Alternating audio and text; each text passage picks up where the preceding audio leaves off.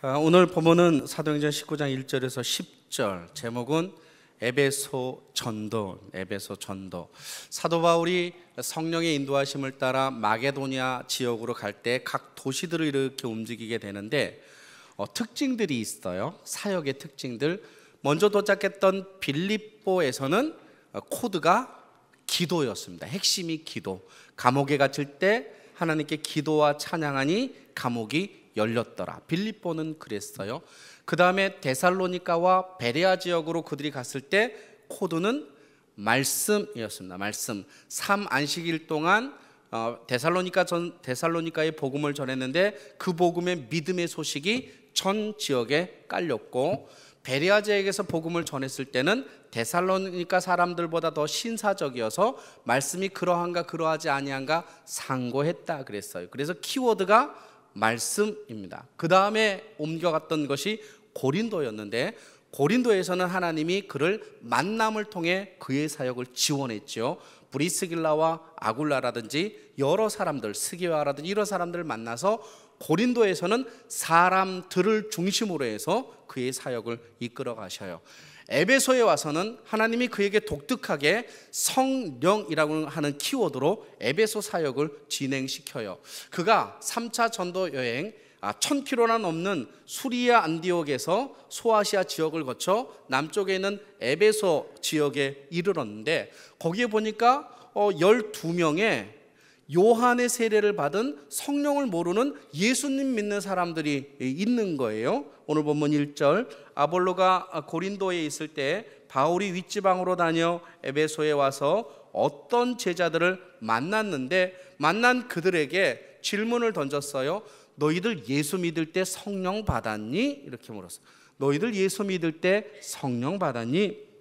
그랬더니 바울을 깜짝 놀라게 한 대답을 한 거예요. 성령? 그거 있는 것도 잘 모르겠는데 그런 게 있었어요? 라고 이렇게 질문하죠. 그럼 너희가 어떻게 예수를 믿게 되었니? 라고 했더니 우리는 요한의 세례를 통해서 예수를 믿었어요. 이렇게 요한이 증거한 건 뭐예요? 회개하라, 천국이 가까웠느니라 라고 회개하고 하나님 나라를 믿는 것, 곧 오실 예수에 대해서 그들이 믿은 거예요. 그래서 오늘 본문 4절, 바울이 이르되 요한의 회개의 세례를 베풀며 백성에게 말하되 내 뒤에 오시는 이를 믿으라 하였으니 이는 곧 예수를 믿은 거예요. 근데 놀라운 것은 예수를 믿는 것과 성령을 경험한 것은 다를 수 있다라고 이야기하는 거예요. 그러니까 바울이 보니까 부족한 게 있는 거예요. 예수는 믿었는데 좀 더 제대로 제대로 이렇게 믿어야 될 것 같아요. 그래서 세례 요한은 예수님의 십자가와 부활과 오순절 성령을 경험하지 못하고 미리 죽었어요. 순교를 당해서.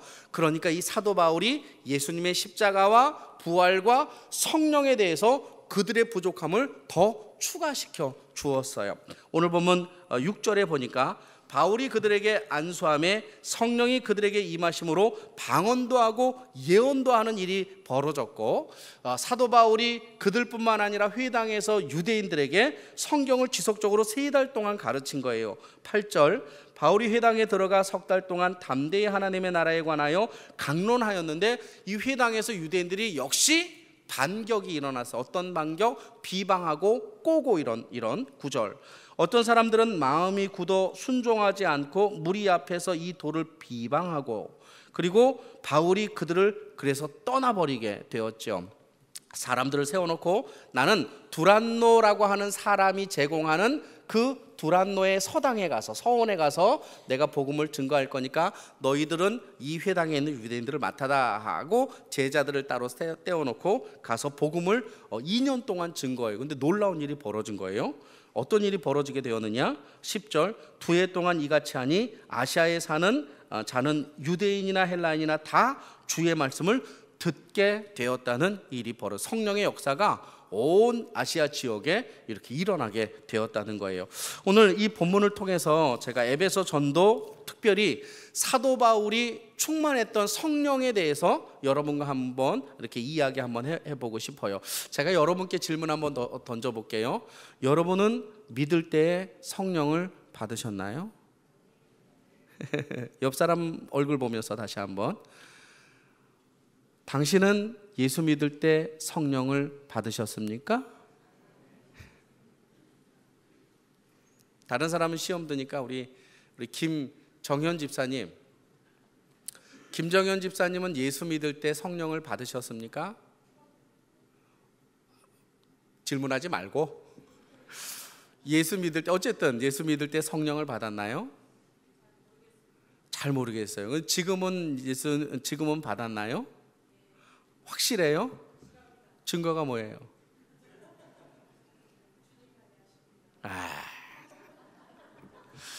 아주 지혜롭게 아주 그냥 싹. 여러분 잘 들으셔야 돼요. 우리가 예수를 믿는다는 것과 성령이 내게 있다라고 하는 것을 혼돈하고 있는 거예요. 예수를 믿는다는 것은 곧 성령이 아니고서는 믿을 수가 없는 거예요. 그죠? 고린도전서 12장 넘어가겠습니다. 이게 자꾸 우리가 헷갈리는 것 중에 하나예요. 확실하게 오늘 정리하세요. 고린도전서 12장 3절. 고린도전서 12장 3절. 그러므로 내가 너희에게 알리노니, 바울이 지금 이야기하는 겁니다. 하나님의 영, 성령으로 말하는 자는 누구든지 예수를 저주할 자라고 하지 않는다 그랬어요. 예수를 믿는 사람을 저주하는 그리스도인이 있습니다. 성도들 중에서도 예수님을 저주하지 않고 하나님을 저주하지는 않는데, 예수 잘못 믿는 목사를 저주하고 욕하는 사람이 있고, 예수 잘못 믿는 집사나 또는 믿음의 형제를 욕하고 또 저주할 수 있어요, 없어요? 하고 있잖아요. 지금 미워하고 있잖아요. 그죠? 그러니까 우리에게 성령이 임하면 하나님을 욕하거나 예수님을 욕하지는 않는다는 거예요. 하나님의 존재에 대해서는 우리가 인정한다는 거예요. 또 3절, 또 성령으로 아니하고는 누구든지 예수를 주라 할 수 없는 거예요. 그죠? 그러니까 내 안에 성령이 오시지 않으면 예수님이 내 주다라고 고백할 수 있어요, 없어요? 없어요. 김정현 집사께 다시 한번 질문해 볼게요. 예수 믿었을 때 성령을 받았습니까? 다시 한번 하겠습니다. 그러므로 내가 너희에게 알리노니, 하나님의 영이 없는 자는 하나님을 저주하느니라. 또 성령으로 아니하고는 누구든지 예수를 주님이라고 고백할 수 없느니라. 집사님 다시 한번 내 눈을 똑바로 쳐다보고 이왕 시작했으니까 마무리를 져야지. 예수님을 믿을 때 우리는 성령을 받았나요? 받은 거예요. 받은 거예요. 성령을 받았는데 성령의 사람처럼 못 산다? 아무 관계 없는 거예요. 여러분, 십자가를 믿음으로 구원받는 거지, 십자가를 믿어서 거기에 걸맞게 살아야 구원받는다고 성경이 기록되어 있지 않는 거예요. 이 에베소에 가보니까 12명의 사람이 있는데 가만히 보니까 부족한 게 있어. 부족한 것을 볼 수 있는 사람이 누구였어요? 이 사도 바울. 여러분, 성령이 충만한 사람은 참 희한한데 부족한 것을 볼 수 있는 눈이 열린다는 거예요. 왜 그래요? 사람의 눈으로 보지 않고 하나님의 눈으로 보기 때문에 저들이 예수를 믿는데 근데 부족한 게 있어. 그 부족함이 뭐냐면 성령을 아직 체험하지 못한 거예요. 브리스길라와 아굴라가 누구를 봤어요? 아볼로가 설교를 하는 거예요. 목사급이 됐잖아요. 목사급. 에베소에서 예수 그리스도에 대해서, 구약에 대해서 기가 막히게 설교하는데 브리스길라와 아굴라는 누구로부터? 바울로부터 성령의 역사하심과 그 은혜를 배웠기 때문에 가만히 보니까 뭐가 보이는 거예요? 그의 부족함이 보이는 거예요. 그의 연약함이 보이는 거예요. 그러니까 그를 데려다가 성령의 역사에 대해서 일러준 거예요. 여러분, 우리가 예수를 믿었다 그러면 우리 안에 성령이 임하고, 성령이 임한 사람에게는 어떤 일들이 일어나느냐? 믿음이 연약한 자의 부족함이 보이고 연약함이 보이는 거예요. 또 하나, 성령이 내게 임하면 놀라운 일이 일어나는데 나의 연약함도 보이는 거예요. 내가 성령이 충만하지 않으면 교만하여지고 나의 부족함, 나의 허물 아무것도 못 보는데 성령이 충만해지면 희한한 거예요. 겸손해지고 나의 부족함이 보이기 시작하는 거예요. 형제의 아픔과 열악한 것들이 보이기 시작한 거예요. 사도 바울이 에베소에 갔는데 성령의 인도하심을 받았던 이 사도 바울에게는 그들의 부족함이 보이기 시작했어요. 어느 날 예수님께 한 청년이 왔어요. 예수님, 어떻게 해야 영생을 얻을 수 있겠습니까? 라고 예수님께 질문을 했죠. 그랬더니 예수님이 내게 부족한 것이 있다 그랬어요. 너 말씀대로 사느냐? 네, 내가 율법을 어려서부터 다 지켰습니다 라고 이야기하죠. 그러니까 예수님이 그래도 부족한 게 있어.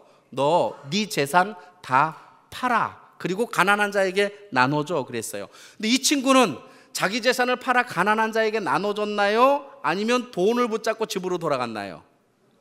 부족한 게 있는 거예요. 근데 그는 그의 부족함을 못 보는 거예요. 그의 부족함을. 참 희한하죠. 성령의 사람은 타인의 부족함도 볼 뿐더러 타인의 연약함도 볼 뿐더러 나 자신의 연약함도 볼 수 있는 것. 그래서 우리가 성령의 사람이냐 성령의 사람이 아니냐를 결정하는 것은 무엇이냐?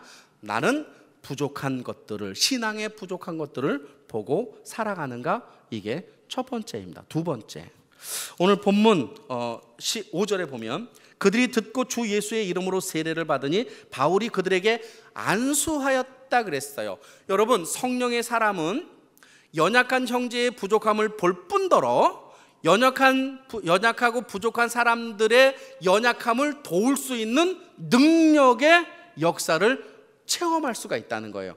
여러분, 우리가 성령의 사람이잖아요. 그러면 저 사람의 연약함을 볼 뿐만 아니라 그 사람의 연약함을 도울 수 있는 성령의 통로로 우리가 쓰임받을 수 있다라고 하는 사실이에요. 사도 바울이 딱 보니까 얘네들 부족한 게 있어. 예수는 믿는데 성령 체험을 아직 못한 거예요. 성령이 계심을 우리가 알지도 듣지도 못했다라는 의미는 뭐냐면 성령이 역사하고 일하는 것을 경험해 보지 못했다라는 이런 이야기예요. 그러니까 그들에게 안수를 하지요. 이 안수라는 헬라어 원어는 두 단어예요. 한 단어가 아니고 두 단어인데 하나는 돕다라는 단어와 하나는 손이라는 단어예요. 그러니까 사도 바울이 안수를 그들을 12명에게 했는데 12명에게 손을 얹은 것은 그들을 돕기 위하여 손을 얹은 거예요. 여러분, 손을 얹으면 전부 다 성령이 역사하느냐? 그렇지 않아요. 오늘 본문에 보니까 바울이 그들에게 안수함에 성령이 그들에게 임하심으로 방언도 하고 예언도 했어요. 제가 퀴즈 한번 내볼게요. 사도 바울이 성경에 몇 번 안수하고 기도해 주었는지 혹시 아세요? 몇 번 했을 것 같아요? 사도 바울이 안수 기도 몇 번 했을 것 같아요? 네? 엄청 많이 했을 것 같죠? 한 번. 오늘 본문 딱 한 번 나옵니다. 사도 바울이 안수한 것 딱 한 번. 또 질문할게요. 사도 바울이 안수하는 것이 정말로 중요하고 사도 바울이 안수할 때마다 역사가 나타났다면 왜 고린도에서는 안 했을까요? 왜 빌립보에서는 안 했을까요? 왜 데살로니가에서는 안 했을까요? 왜 베레아에서는 안 했을까요? 하나님이 사도 바울을 쓰실 때 그 지역 그 사람들마다 하나님이 역사하시는 방법들이 사실은 다 달라요. 오늘 에베소에서는 뭐가 문제인 거예요? 성령이 문제인 거예요. 그러니까 성령의 역사, 성령의 나타남을 사도 바울을 통해서 일으키신 거예요. 그의 부족함을 알았어요. 그리고 그의 부족함을 그가 안수함으로 성령이 충만하게 이렇게 되었어요. 여러분, 성령이 충만하다라는 얘기는 방언한다 또는 예언한다, 은사가 있다라고 하는 것을 말하는 것일까요? 어떤 것 같아요? 말하는 거예요. 그렇다면 성령이 계시고 성령이 충만한데도 방언하지 않을 수 있고 은사가 없을 수 있고 나지 예언을 하지 않을 수도 있다 없다? 제대로 배웠네요. 디모데 성령 충만했겠죠. 주님의 제자로 쓰였는데 디모데 방언했다는 얘기 나와요 안 나와요? 안 나와요. 성령 충만했다는 얘기도 안 나와요. 근데 그는 구원받고 주님의 사역자로 일했어요. 사도 바울이 그에게 안수했다라고 하는 이 사실은 하나님이 그를 통해서 역사하셨다라는 얘기예요. 사도 바울이 능력이 있어서 그런 게 아니에요. 여러분 한번 보세요. 저는 이제 가끔가다 그런 거 해요. 제가 이렇게 안수하면 성도들이 별일 안 일어날 때 제가 깜짝 놀래요. 왜 안 일어날까 이런 거. 그래서 제가 그런 거 하죠. 나는 능력이 없나? 이렇게 되면 나는 그리스도의 종이 아닌 거예요. 여러분 성령을 내가 움직일 수 있어요? 성령이 나를 통해서 일하세요? 나를 통해서. 아버지가 예수 믿은 지 얼마 되지 않았어요. 자녀가 아파요. 그래서 목사님께 가면 좋지만 그 아이 딱 붙잡고 하나님께 기도했어요. 성령이 믿음 연약한 아버지를 통해서 역사하실까요? 하시지 않을까요? 하실 수도 있고 안 하실 수도 있고. 능력은 누구에게 있다? 하나님께 있다. 우리는 무엇으로 쓰임받는다? 무엇으로? 통로로 쓰임받는다. 근데 성령이 충만하잖아요. 그걸 믿는 거예요. 하나님이 나를 통해서 일하는 걸 믿는 거예요. 내게 능력이 있다라는 걸 믿는 것이 아니라 내가 연약하고 부족해도, 바울이 연약하고 부족해도 성령이 충만했던 바울의 삶 속에 이들을 위하여 안수할 때 하나님이 그를 통하여서 일하심을 그가 믿고 그렇게 결단한 거예요. 성령의 충만이라는 것은 무엇이냐? 그것은 부족한 사람들을 놓고 그 사람들을 봤을 때 그 사람을 도울 수 있는 능력이 주로부터 오는 것을 우리가 믿는 것이죠. 성경에 보면 다양한 예들이 참 많아요. 근데 오전에 이런 얘기 한번 해봤어요. 한석봉이가 열심히 글을 배웠다가 내려와서 이 집으로, 한석봉의 어머니가 한석봉을 보고 참 탐탁지 않게 생각했어요. 불을 꺼라. 그리고 도마를 갖다가 떡을 막 이렇게 썰었어요. 너는 뭘 해라? 글 써라. 얼마 안 있다가 불을 켰어요. 근데 엄마의 떡은 어떻게 썰어졌어요? 그냥 잘 썰어졌다고 책에 나와 있어요. 아들 글은 어떻게? 뭐 삐딱빼딱 이렇게 했어요. 그러니까 아들이 그걸 딱 보고 뭘 깨달아요? 자기의 부족함을 깨달아요. 그러니까 자기의 부족함을 깨달아 다시 어디로 올라가죠? 어디로 올라가요? 절로 다시 올라가서 글 공부를 다시 배우는 거예요. 이 한석봉의 어머니는 어떤 역할을 했느냐? 그 아들의 부족함을 깨닫게 하고 그 아들의 부족함을 도와주는 역할을 그의 어머니가 한 거예요. 여러분, 우리가 성령의 사람이라고요? 우리가 성령이 나에게 충만하다고요? 그러면 연약한 사람이 보이고 연약한 사람을 어떻게 도와줄지, 하나님이 나를 통해서 역사하실지를 기대하고 믿고 그렇게 살아가는 존재로 우리가 쓰임받는 거예요. 혹시 이 중에 믿음이 연약하다라고 기도를 포기한 사람 있나요? 자녀를 위해서 내가 기도한다고 우리 자녀의 인생 속에 어떤 일이 일어날까, 이런 믿지 않고 그렇게 살아가시는 성도님이 계신가요? 다 버리세요. 우리는 여러분이나 저나 피장파장 똑같습니다. 저도 연약하고 여러분도 연약하고. 저는 얼마나 연약해요? 제가 예전에 얘기했죠. 목사님, 저 열병 났는데 안수기도 해주시면 내일 소풍 갈 수 있어요 하고 해서 제가 안수기도 해줬는데 그 다음날 어디 갔어요? 앰뷸런스 타고 병원 응급실 갔어요. 아니, 어떻게 목사에게 이런 일이 일어날 수 있어요? 있어요. 하나님이 나를 통해서 일하심의 그 능력을 제가 믿고, 그리고 하나님의 그 믿음으로 하나님의 놀라운 역사를 행할 때 나타날 수 있죠. 그러나 하나님이 원치 않으시면 나타나지 않을 수도 있습니다. 에바브로디도는 빌립보 교회의 그 집사였어요. 바울이 로마 감옥에서 그의 생의 마지막을 다 하고 있었을 때 빌립보 교회가 그를 도우려고 했지만 빌립보 교회가 그를 도우는데 좀 부족함이 많았어요. 그러니까 에바브로디도가 그걸 발견한 거예요. 바울을 도와야 되는데 빌립보 교회가 그 최선을 다해서 돕기는 했지만 연약한 게 있는 거예요. 그래서 에바브로디도가 직접 로마로 가죠. 재물을 가지고 로마로 가요. 그가 얼마나 헌신해서 이 사도 바울을 도왔느냐면, 감옥에 있는 사도 바울을 도왔느냐면 병들 정도로 그를 도왔어요. 근데 성경에 보면 이런 말씀이 있어요. 제가 빌립보서 2장 30절, 에바브로디도는 나를 섬기는 너희의 일에 부족함을 채우려고 왔다 그랬어요. 그러니까 바울이, 에바브로디도는 빌립보 교회가 나를 도우려고 했지만 너희의 부족함을 채워주는 존재로 나에게 왔다, 이렇게 이야기하죠.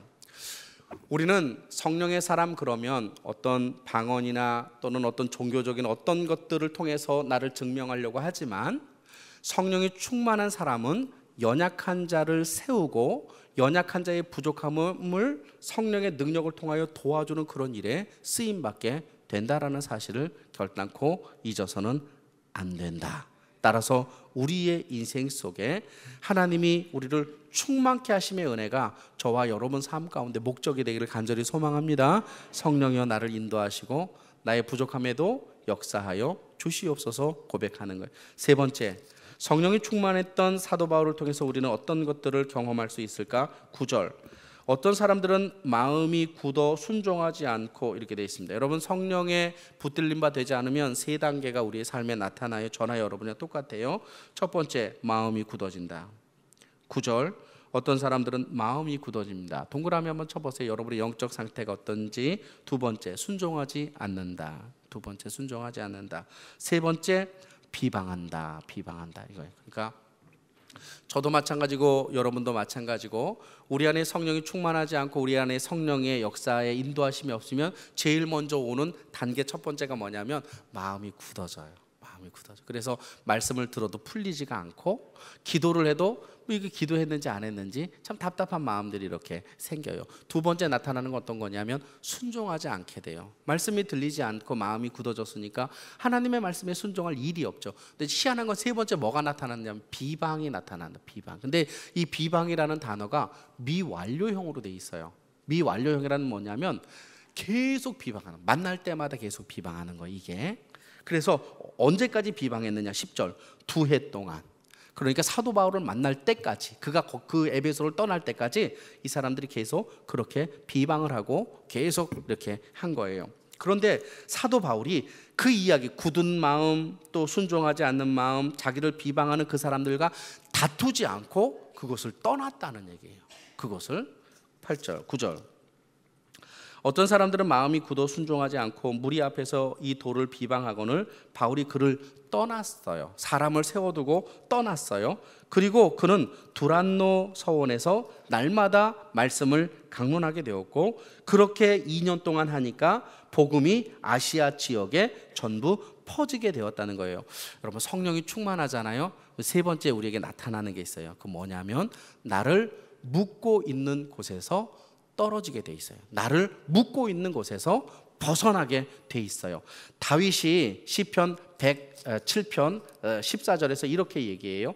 그분이 그들을 어둠에서 죽음의 그림자 속에서 끌어내시고 그들을 위해 그들을 묻고 있던 것을 끊으셨다 그랬어요.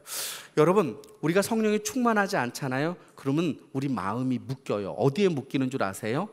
돈에 묶이기도 하고요, 미움에 묶이기도 하고요, 심지어는 내 열등감에 묶이기도 해요.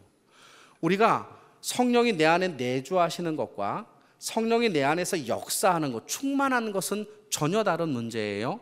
성령이 내 안에 오시는 것은 내 의도대로 오는 게 아니라 성령 세례는 하나님의 은혜로 오는 것이고, 성령이 내 안에 내주하면 그때부터 내 안에 하나님의 충만함의 은혜를 내가 사모해야 되는 거예요. 근데 이 사도 바울에게서 우리가 배울 수 있는 건 뭐냐면 다툼의 자리에 묶이지 않았다는 거예요. 다툼의 자리에. 여러분은 묶고 있는 게 뭘까요? 제가 이제 여기 몇 가지 이렇게 한번 써봤는데 이런 것들이 있는 것 같아요. 걱정에서 묶여 있어요. 걱정에서. 아직 일어나지도 않았는데 계속 거기에 묶여 있는 거예요. 또 하나 이런 거 있어요. 아픔에서 묶여 있어요. 아픔. 또 어떤 거 있냐? 요거 제일 무서운 거. 사람에게 묶여 있어요. 사람에게. 그러니까 성령이 충만하면 하나님 바라보고 살아야 되는데 사람에게 계속 묶여서 계속 그 사람에게 끌려가는 거예요. 또 어떤 게 있을까? 물질에 묶여 있어. 물질. 물질이 아니면 예수 믿는 것도 던져버릴 수 있는 이런 거. 여러분이 지금 아주 고풍스럽게 여기 앉아 있는데 주일날 하루 나오면 100만 원 주겠다 그러면 주일날 안 나오고 일하러 가겠어요? 안 가겠어요? 안 가죠. 100만 원은 약하니까. 그죠? 1억 원 주면 1억 원 주면 한번 어떨 것 같아요? 대답하세요. 1억 원 주면. 돈이 많으시군요. 갈등하지요. 이거는 극단적으로 주의를 우리가 이야기하지만 내가 하나님의 자리에 가는 그것이 때로는 상처에 묶여 있어요. 언제 성경에서 하나님이 상처에 묶이라고 그랬습니까? 언제 걱정에 묶여 있고 언제 염려에 묶여 있으라고 그랬어요? 털어버리려고 그랬죠. 근데 그게 잘 안 되는 겁니다. 근데 무엇으로 그것이 가능하냐면 성령의 충만함으로 그게 가능한 거예요. 내 안에 성령이 가득하면 내가 성령의 사람이 되는 거예요. 이렇게 질문 한번 해볼게요. 사과를 담은 바구니는 무슨 바구니일까요? 잘하시네. 포도가 담겨 있으면, 물이 담겨 있으면 물통, 석유가 담겨 있으면 석유통입니다. 성령이 담겨 있으면 성령의 사람이죠. 내 안에 무엇이 담겨 있느냐에 따라 내가 결정되는 거예요. 내 안에 누가 나를 다스리느냐에 따라 내가 결정이 되는 거예요. 근심이 나를 다스리면 나는 근심의 사람이 되는 것이고, 내 상처가 나를 다스리면 나는 상처의 사람이 되는 거지요. 내가 누구인가, 내 안에 무엇이 충만한가에 따라 내 인생의 삶이 결정이 되는 거예요. 저는 프로야구를 그렇게 좋아하지는 않아요. 가끔가다 이렇게 보기는 하지요. SK와 롯데가 게임을 벌였습니다. 누가 이겨야 될까요? 예? SK와 롯데가 게임을 했습니다. 누가 이겨야 될까요? 우리 별로 관심 없어요. 저는 서울입니다. 인천 사람은 누가 이기길 원하겠죠? SK. 이것도 모르시는 분은 전혀 관심이 없는 거예요. 롯데는 누가 이기길 원하겠죠? 부산 사람들이. 그 외의 사람들은 거기에 관심이 있을까요? 없을까요? 관심이 없어요. 없어요. 왜 그럴까요? 나는 부산 사람도 아니고 나는 인천 사람도 아니기 때문에 그래요. 내 안에 무엇이 나를 규정해요? 내가 담고 있는 것이 나를 규정하는 거예요. 부산 사람, 인천 사람은 목에 칼이 들어와도 무조건 자기 지역의 야구단이 이겨야 된다라고 주장하는 거예요. 여러분, 우리가 어떻게 살아야 할 것인가 고민할 필요가 없어요. 우리가 어떻게 일을 해야 될 거 고민할 필요가 없어요. 왜요? 내 안에 성령이 함께 하시고 성령이 나와 함께 하시면 나는 당연히 성령이 원하는 대로 살게 되어 있는 거예요. 그 성령이 원하신 대로 사는 것이 무엇이냐? 어둠의 권세에 묶이지 않는 거예요. 상처에 묶이지 않는 것이고 나의 과거에 묶이지 않고 정말로 주를 위하여 내 삶을 드릴 수 있는 놀라운 역사가 저와 여러분 삶 가운데 가득하게 될 줄로 믿습니다. 쉽지는 않습니다. 왜 태국에서 코끼리 길들이려면 어떻게 해요? 다 아시지 않습니까? 어떻게 길들여요? 어린 코끼리 잡아다가 큰 쇠사슬에다가 아름드리 나무에 묶어 놓지요. 코끼리가 도망가려고 자꾸 이렇게 채지만 그 어린 코끼리가 이 아름드리 나무를 어떻게 할 수가 없어요. 나중에 이게 성인 코끼리가 돼요. 근데 성인 코끼리가 됐는데 나무가지에다가 밧줄로 다리에다 묶어놔도 그는 도망가지 않아요. 왜요? 거기에 길들여졌기 때문에 그렇습니다. 여러분, 이렇게 기도하셔야 돼요. 주님, 상처에 얽매이지 않게요. 얽매입니다. 얽매입니다. 주님, 과거에 얽매이지 않을게요. 얽매입니다. 주님, 물질에 얽매이지 않게 얽매입니다. 어떻게 기도해야 돼요? 주님, 내 내면을 성령으로 충만케 하여 주시옵소서. 내 내면을 성령으로 충만케 하여 주시옵소서. 그 성령이 충만할 때 나를 묶고 있는 모든 것에서 자유함을 얻게 될 줄로 믿습니다.